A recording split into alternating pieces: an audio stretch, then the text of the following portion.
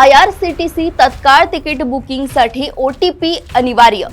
Mobile कॉलवर आता खरे नाव दिसणार। डिजिटल व्यवहारांना मिळणार प्रोत्साहन। बँकिंग पासून रेल्वे पर्यंत अनेक सेवा नव्या नियमांसह सुरू।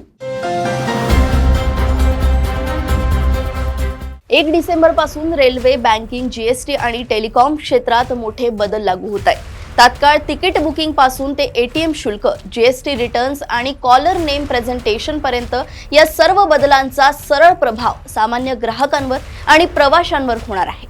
चला तर मग पाहूया की काय काय बदलणार आहे आणि ते तुमच्यावर कसा परिणाम करतील। रेल्वेच्या तात्काळ तिकीट बुकिंगच्या नियमात मोठा बदल करण्यात आला असून तत्काळ तिकिटांसाठी OTP सिस्टीम अनिवार्य झाली आहे। मुंबई सेंट्रल अहमदाबाद शताब्दी एक्सप्रेस पासून सुरू होणाऱ्या या प्रक्रियेत तिकीट बुक करताना नोंदणीकृत मोबाईलवर पाठवलेल्या OTP शिवाय बुकिंग पूर्ण होणार नाही। IRCTC website, app, online booking, counter booking आणि अधिकृत एजंट सर्वांना हा नियम लागू असेल। रेल्वेचे म्हणणे आहे की या प्रणालीमुळे बनावट मोबाईल नंबरचा वापर थांबेल, प्रवाशांची खरी ओळख निश्चित होईल आणि तिकीट बुकिंग अधिक सुरक्षित आणि पारदर्शक बनतील। प्रवाशांनी आपला मोबाईल क्रमांक अद्ययावत ठेवण्याचे आवाहनही रेल्वेने केले। यासोबतच 1 डिसेंबर पासून स्टेट बँक ऑफ इंडियाने ATM आणि ADWM व्यवहारांच्या शुल्कात बदल केल्याची घोषणाही केली आहे। पगार खातेधारकांना आता फक्त 10 मोफत व्यवहारांची मुभा असेल। त्यानंतर प्रत्येक व्यवहारासाठी 23 रुपये शुल्क आकारले जाईल। नॉन फायनान्शियल ट्रान्झॅक्शन्सचे शुल्क 10 रुपयांवरून 11 रुपये करण्यात आले आहे। बचत खात्यांसाठी 5 मोफत व्यवहारांचे नियम कायम राहतील। बँकेच्या मते सेवेची गुणवत्ता वाढवणे आणि डिजिटल पेमेंटला प्रोत्साहन देणे हे या बदलामागील प्रमुख उद्दिष्ट आहे।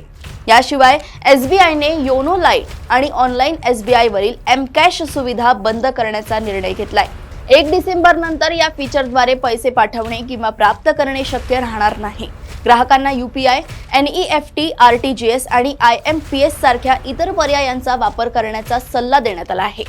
जीएसटी विभागानेही मोठा निर्णय घेतला असून ज्या व्यवसायांनी 3 वर्षांपेक्षा जास्त काळ रिटर्न भरलेले नाहीत त्यांना डिसेंबर नंतर पुढील रिटर्न भरता येणार नाही। व्यापाऱ्यांना प्रथम जुन्या रिटर्नची पूर्तता करावी लागेल। कर प्रणालीत शिस्त आणि अनुपालन वाढवण्यासाठी हा पाऊल उचलण्यात आलाय। दूरसंचार विभाग 15 डिसेंबर पासून CNAP म्हणजेच कॉलर नेम प्रेझेंटेशन सिस्टीम लागू करणार आहे। या सुविधेमुळे फोनवर कॉल आल्यानंतर कॉल करणाऱ्याचे KYC नुसार असलेले खरे नाव मोबाईल स्क्रीनवर दिसेल। यामुळे स्पॅम व फेक कॉल्सवर मोठा अंकुश बसेल आणि ट्रू कॉलर सारख्या ॲपची गरज कमी होईल। ग्राहक सुरक्षेला बळकट करण्यासाठी हे महत्त्वाचे पाऊल मानलं जातंय।